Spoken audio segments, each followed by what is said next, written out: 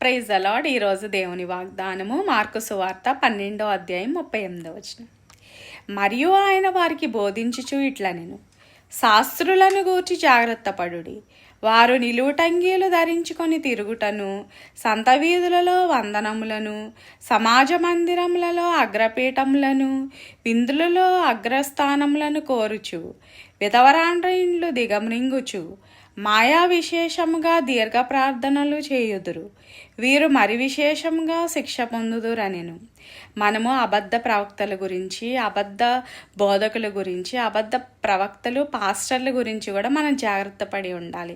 ఎందుకు అనంటే వారు సత్యవాక్యమును బోధించుకుండగా ప్రజలందరికీ కూడా సత్యవాక్యాన్ని ప్రక్కదో పట్టిస్తూ వారు ప్రజలందరినీ కూడా దోచుకుంటున్నారు. వారు ఎక్కువగా గౌరవం, ఇంకా అగ్రస్థానాల్ని, అగ్రపీఠాలని కోరుకుంటున్నారు. కానీ దేవుడు ఎప్పుడు కూడా అలాంటి వాటికి దూరంగా ఉండమని చెప్పాడు.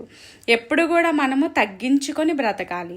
అంతేగాని మనము గణపరచబడడానికి అలాంటి ప్రవర్తన మనం ప్రవర్తించకూడదు. మనము గర్వాన్ని విడిచిపెట్టాలి.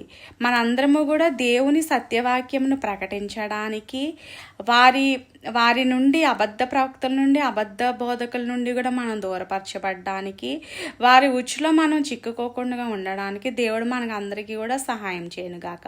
ఎందుకు అనంటే అబద్ధ ప్రవక్తల గురించి మనం చాలా జాగ్రత్త కలిగి ఉండాలి. అబద్ధ ప్రవక్తలు వాళ్ళకి దేవుడు రెండంతల శిక్ష విధిస్తానని దేవుడు ఈ వాక్యం ద్వారా సెలవిస్తున్నాడు. కాబట్టి మనం ఎప్పుడు కూడా సత్యవాక్యాన్ని సత్యంగా ప్రకటించడానికి దేవుడు మన అందరికీ కూడా సహాయం చేసి మనల్ని అందరినీ కూడా ఆయన కృపలో వర్ధిల్ల చేయనుగాక. ఆమేన్. హల్లెలూయా.